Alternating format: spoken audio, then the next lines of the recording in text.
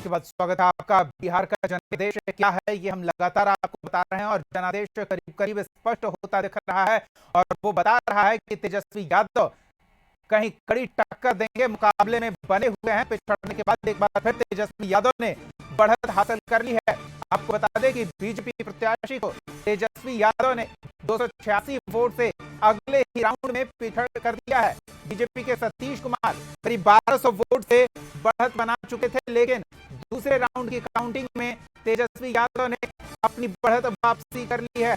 तेजस्वी यादव की ये बढ़त बता रही है कि टक्कर कांटे की होगी। फिलहाल 286 वोट के मामूली अंतर से तेजस्वी यादव ने अपनी बढ़त बनाई है, लेकिन सतीश कुमार भी कांटे की टक्कर देते दिख रहे हैं। इससे पहले राउंड में कांटे की टक्कर तेजस्वी को मिल रही थी। एनडीए प्रचंड बहुमत की ओर बढ़ता दिख रहा है। एनडीए की सीटों का आंकड़ा 190 के आसपास बना हुआ है। 189 सीट पर एनडीए बढ़त हासिल करती दिख रही है। तो ये प्रचंड बहुमत की ओर एनडीए के लिए चुनाव परिणाम जाता दिख रहा है, जबकि महागठबंधन अपने पिछले परिणाम से भी काफी पीछे सिमटता नजर आ रहा है। रुझानों में बीजेपी सबसे बड़ी पार्टी बनकर उभरती दिख रही है, तो जेडीयू भी साथ ही साथ है। बीजेपी 85 तो जेडीयू 75 सीटों पर बढ़त हासिल किए हुए है। आरजेडी अपने पिछले प्रदर्शन से भी आधी हो गई है।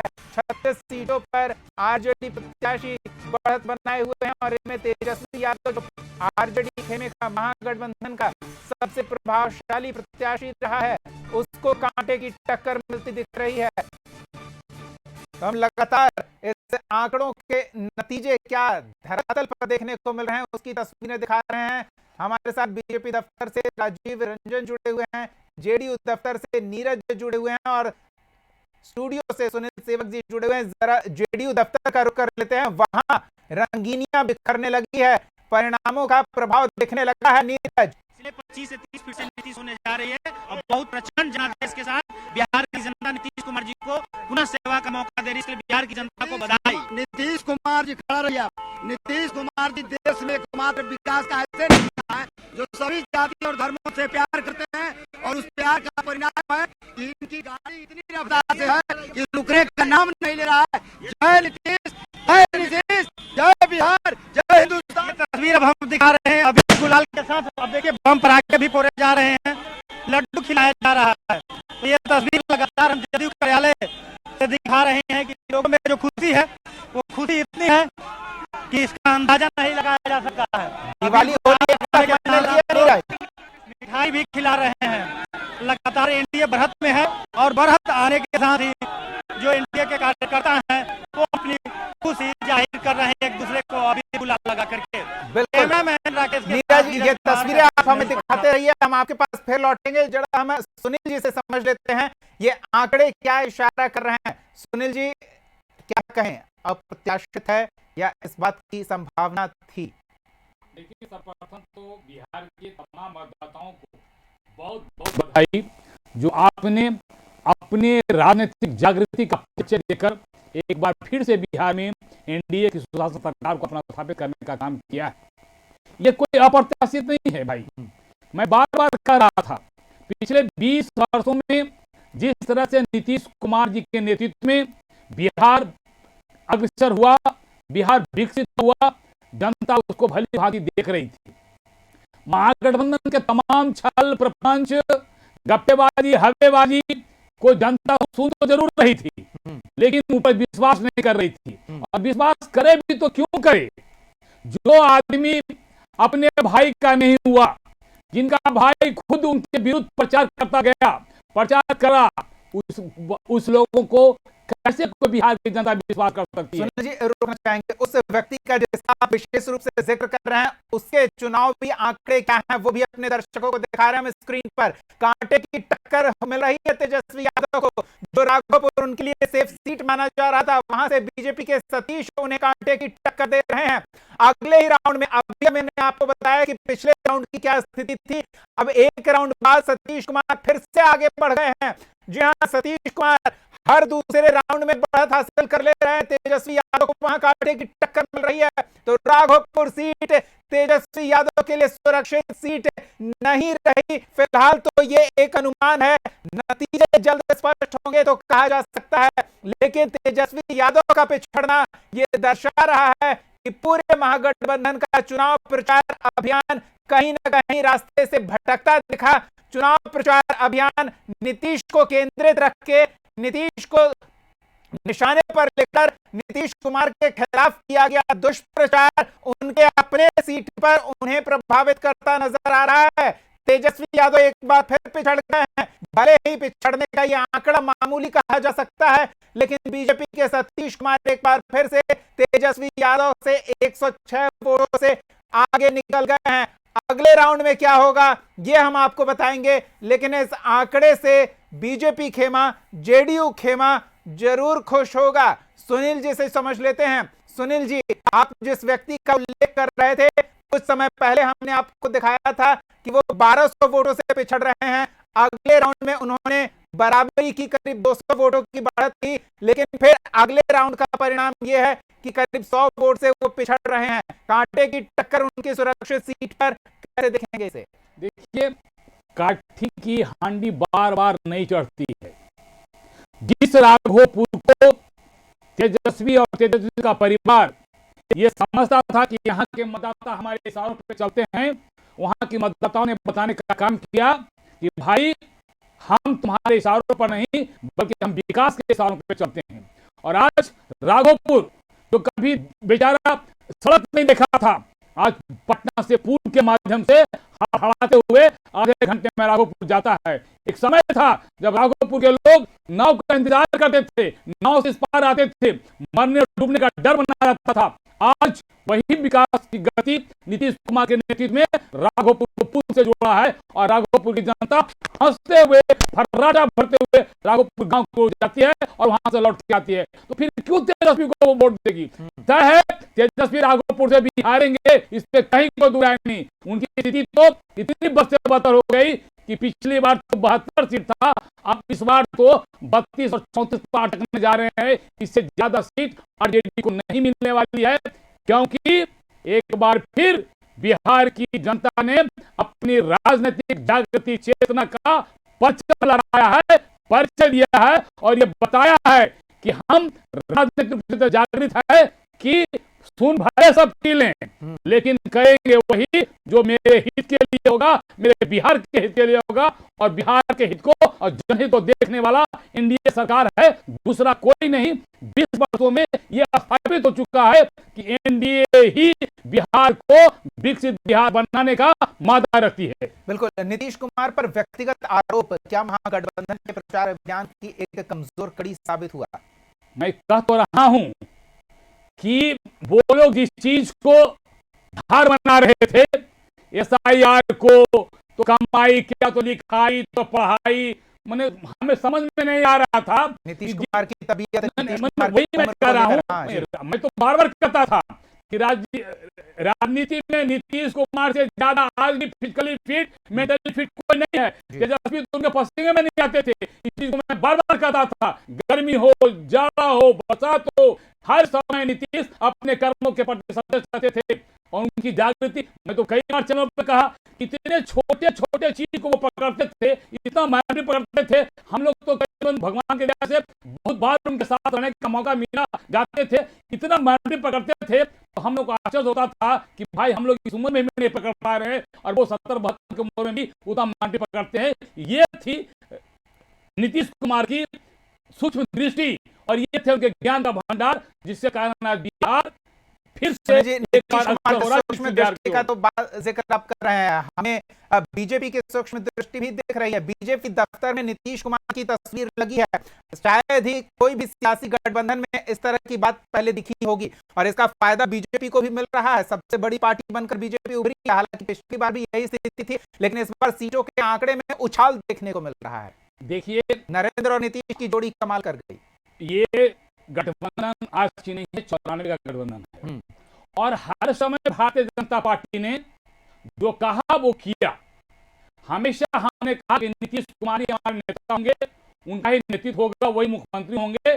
सीटें का कोई मायने ही नहीं था। हम ज्यादा सीट आने के बावजूद भी नीतीश कुमार को ही हम लोग नेता बनाते थे, मुख्यमंत्री बनाते थे, क्योंकि मुझे याद है एपीजे अब्दुल कलाम ने इसी हॉल में कहा था, only 2% have vision for developing Bihar, one name is Nitish Kumar.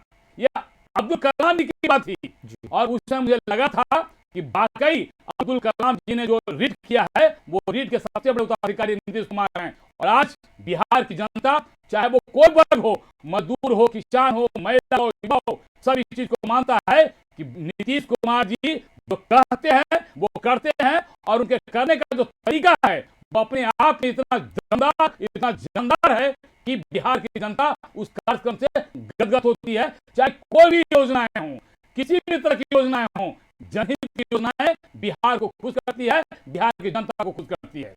बिल्कुल। विपक्षियों के प्रचार प्रसार को किस तरह से देखें अब, क्योंकि वो पूरी तरह से नाकाम हो गई और राघोपुर का पुल तेजस्वी की सियासत को मतलब कह सकते हैं कि नदी में डुबोता नजर आ रहा है।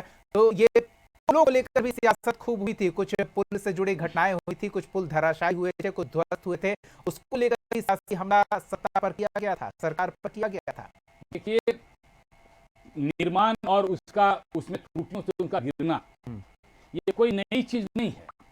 अभी मैं कल देख रहा था कि चाइना जैसे डेवलप देश में भी पुलें गिरी, तो वो टेक्निकल चीज होता है, छोटी छोटी खामियां भी कभी कभी उस चीज को धराशायी कर देती है।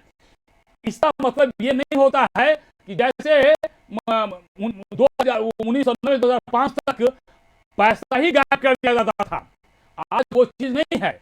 आज टेक्निकल कारणों से हो सकता है वो गिरता है, लेकिन उसमें कोई ये उंगली नहीं उठा सकता है कि ये इसमें से कोई भ्रष्टाचार किया गया हो। जितनी की लागत होती है वो लागत लगती है, इसमें कहीं को दो राय नहीं। लेकिन मैं बार बार कह रहा हूँ कि टेक्निकल कुछ खामियां हो जाती होंगी जिसके कारण वो गिरता है। वो तो एक पहलू हो गया, भ्रष्टाचार के आरोप भी जोर शोर से लगाए जा रहे थे, वो भी जनता ने खारिज कर दिया, कह सकते हैं। मैं कहता रहा हूँ, ज्ञान के अभाव में लोग लगाते थे। जिस सीएडी की बात करते थे वो सीएडी साफ बोला, अनापत्ति प्रमाण पत्र नहीं आया है, बाकी पैसे का कोई घपला नहीं हुआ है। जितना खर्च हुआ है उसका जो प्रमाण पत्र देना था वो नहीं आ पा रहा था समय पर, और जबकि उसके लिए भी समय था।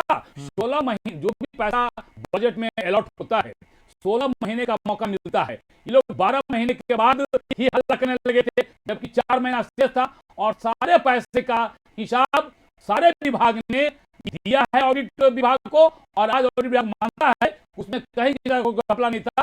केवल ये लोग हवाबाजी कर रहे थे, गप्पेबाजी कर रहे थे, और जनता इनको समझा दी कि भैया हम राजनीतिक रूप से इतने जागृत हैं कि तुम्हारी गप्पेबाजी में, हवाबाजी में आने वाले नहीं है। सत्य क्या है इसकी जानकारी मुझको है, क्योंकि अब दुनिया मुट्ठी में है। सब लोग सब चीज को सब कुछ समझते बुझते हैं, बोलते भले ना हो, लेकिन समय आने पर जो चोट किया है उस चोट का परिणाम है कि आज हम 200 से ऊपर पार इंडिया करने जा रही है।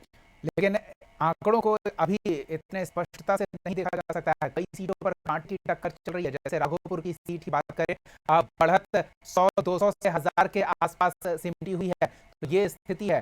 तो अभी निर्णायक स्थिति में पहुंच गए हैं ये नहीं कह सकते, लेकिन क्या आप कहेंगे? देखिए, हिंदी में कहावत है, मूस मोटाई है तो लोढ़ा हुई है। अभी कितना बढ़ेंगे भाई, 40 से कहां जाएंगे?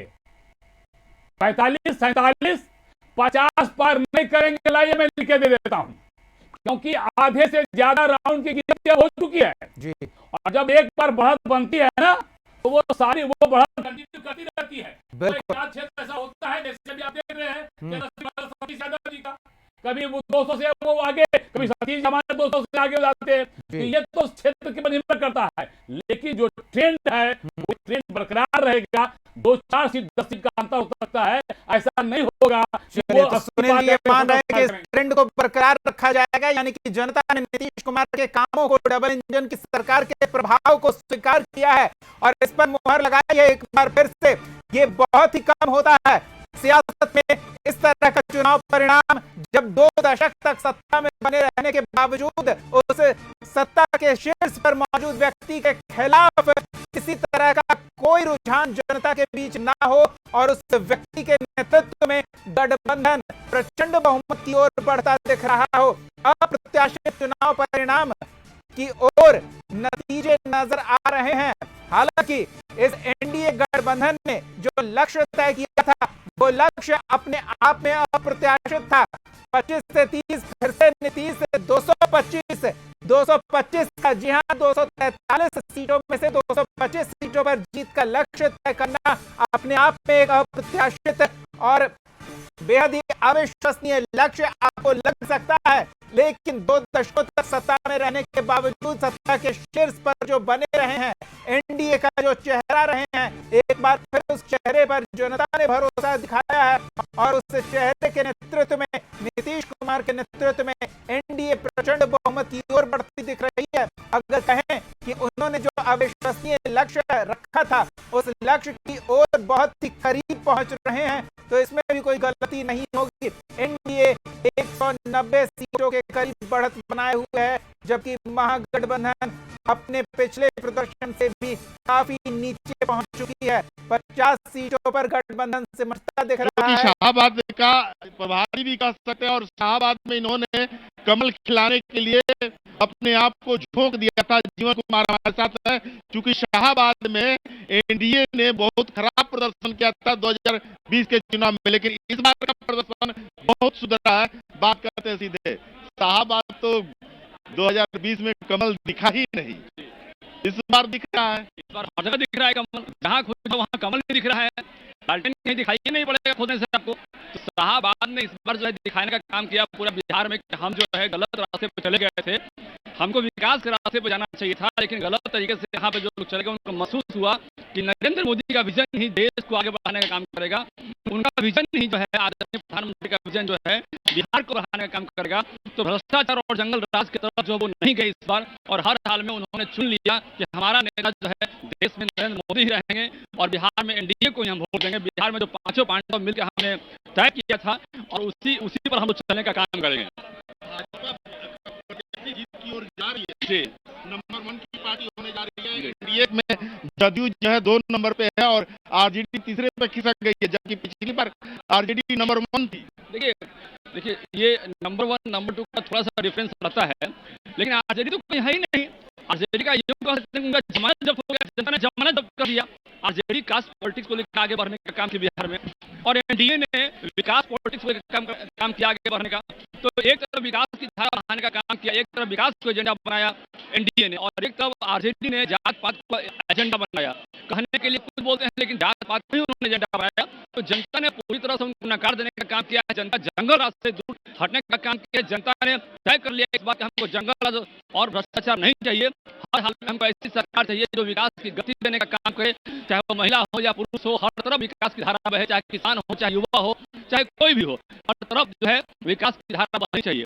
और देश में जिस तरह से विकास की रफ्तार बढ़ाने का काम। चलिए राजीव, हम फिर लौटेंगे आपके पास। स्वाभाविक है कि एनडीए खेमे के हर कार्यकर्ता में उत्साह है, क्योंकि उनके मेहनत का सकारात्मक परिणाम जनता ने दिया है। हम आपको हर तस्वीर से, हर सीट के हर पहलू से रूबरू कराते रहेंगे। एक छोटे से ब्रेक के लिए रुकते हैं, जल्द लौटेंगे।